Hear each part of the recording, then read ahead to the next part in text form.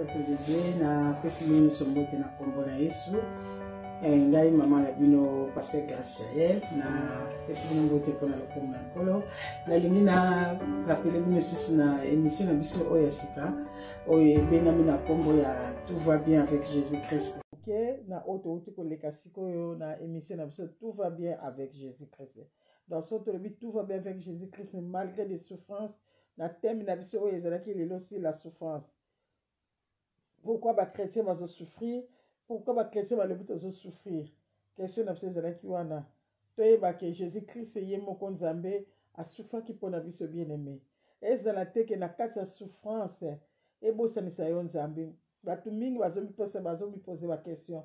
Pourquoi tu souffrir tant que tu gêné, tu prier, tu là en église, tu pesa ba offrande, tu pesa ba dîme, tu ken église mais tu souffrir toujours ba réponse ezo yate na ba citation. Bien aimé na biso le commande dans le Seigneur. Mutu nyonso oyo azo vivre pieusement Jésus-Christ a toujours persécuté. Mutu nyonso azo vivre dans Jésus-Christ à 100% ou bien à 80%, bien à 60%. Bien aimé, a toujours na kati ba souffrance. Mais souffrance wana ezali éternalité bien aimé dans le Seigneur. Alléluia. Souffrance wana ezali éternalité. Et Seigneur na yo otika la persévérance. Persévérer jusqu'à la moisson.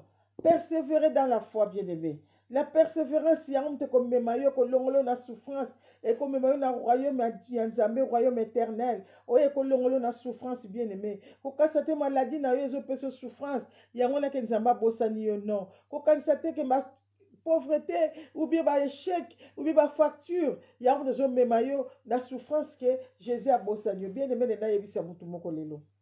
Jésus a bosana ka mutu te. Jésus a yebi mutu ne soit benga mune sona kombo na ye. Jésus a yebaki Jérémie uta zaki na libonga mama na ye. Alobi Jérémie na yebaki yo depuis ozaki na libonga mama na yo.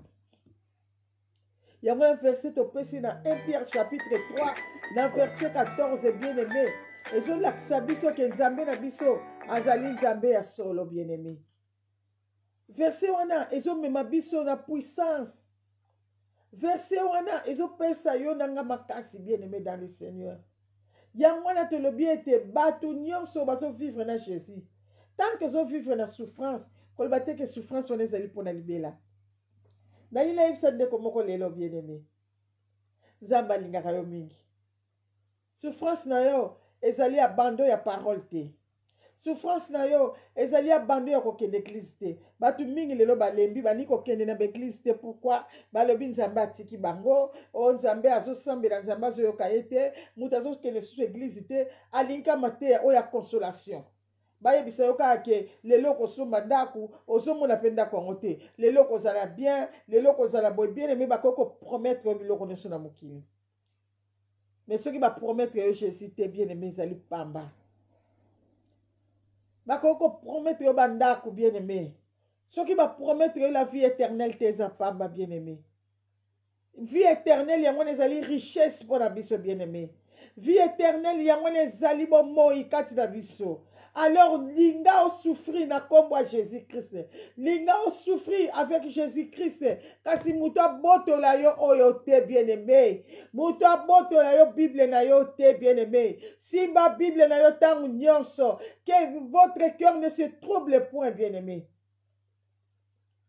Bible na yo oyo eba botola yango te bien aimé. Chaque jour on méditera, quelles que soient les souffrances, quels que soient les combats bien aimés. Tu sortiras toujours vainqueur au nom puissant de Jésus-Christ. On sera toujours vainqueur, bien-aimé, à cause de ça. À cause de ça, bien-aimé. À cause de la parole. Persévérer toujours dans la foi.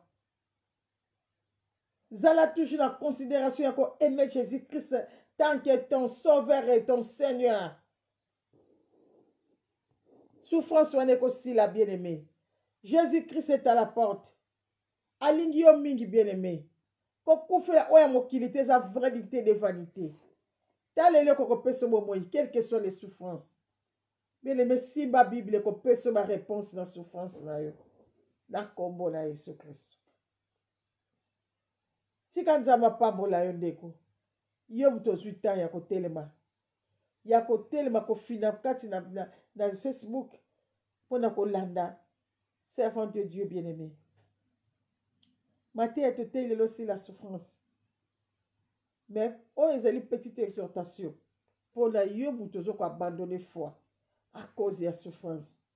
Nayebisa yo ke koabandone foi te, nzambe akotia yo ka koabandone foi te, nzambe abandone yo te, nzambe alingi yo mingi bien-aimé mpe aza na yo elongo.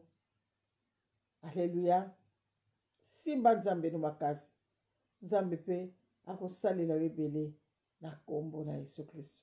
Tika nzambe apambola yo poto azali nzambe asolo, ye wana ayaki na mokili mpona yo, andimaki ye moko andima souffrance mpona ye bien-aimé. Esaïe 50 ezoyebisa biso nini? Balobi ete azali mutu oyo homme de douleur et habitué à la souffrance. Homme de douleur, il a porté nos souffrances bien-aimé. Azalaki humilié bien-aimé, azalaki rejeté, mais à cause de toi et moi. Mais Nzambe élevaki souverainement. Pourquoi? Parce que atikalaki obéissant jusqu'à la croix. Atikalaki obéissant jusqu'à la moisson. Parce que azalaki na posa yo na ngai lelo tozwa bomoi. Bomoi oyo ezali na kati ya parole. Bien-aimé dans le Seigneur, quoi abandonner foi à cause de la souffrance. Souffrance n'est pas éternelle. Continuez toujours à prier. Continuez toujours à prier avec Jésus-Christ, avec la Bible, avec la parole de Dieu. Considérez ma serviteur de Dieu dans la église. Considérez l'église na yo. Considérez mieux sur sala pour Nzambe. Nzambe akopambola yo. Si quand Nzambe apambola na moi petite exhortation, on a te akanasima. Na pesa bana na Nzambe pona ko motiver bana na Nzambe pona ko motiver église de Dieu. Mutu moko ase fatigué te, quelles que soient les souffrances, tout va bien avec Jésus. Donc okuta na mercredi prochain soki Jésus azongi te na kombo na Yesu Kristo. Tika Nzambe apambola moko na moko. Et puis nazo ko sala appel ya ko inviter bino tozana une grande convention internationale de gloire du 24 au 26 juin na Hôtel Best Western kozanga te yaka na conférence wana e kozali pamboli pona yo mama nyonso na mokili mobimba papa nazo ko inviter bino bien-aimé okozala mpaya te yaka na kati ya convention de gloire. Nzambe akopambola yo 2 ans to vivre na souffrance bien-aimé to yako adorer Nzambe yako yebisa Nzambe mokona talika moko ozonga ndenge oyelaki te Nzambe akochange histoire ya souffrance na yo na kombo na Yesu Kristo. Nzambe apambola yo akadisela yo lisusu na kombo na Yesu Kristo. Dieu nous aime beaucoup au nom de Jésus-Christ. Shalom. C'était le pasteur Grace Chayel au nom de Jésus-Christ. Shalom par la grâce de Dieu. Merci. Shalom peuple de Dieu na pesi bino sombote na kombo na Yesu.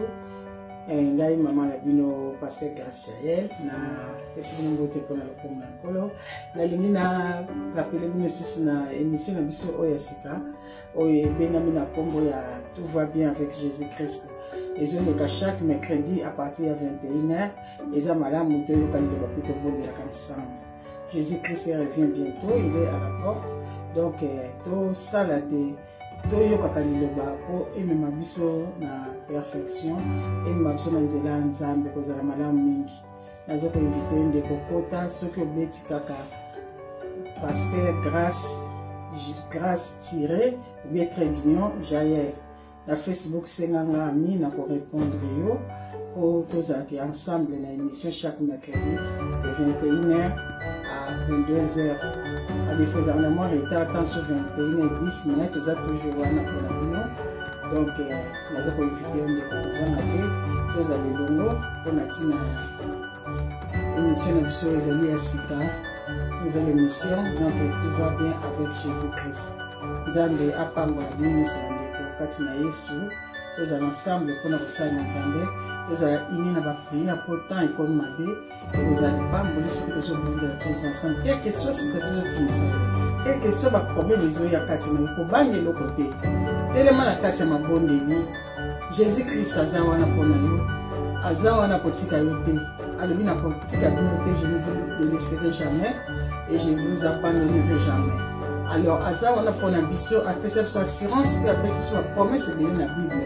Et Seigneur, ma promesse sur la maison, et Zala biso, on s'est fatigué, tellement la carte m'a bonne, tout va bien avec Jésus-Christ. Chaque mercredi, toujours c'est la Yoana 21h à 22h.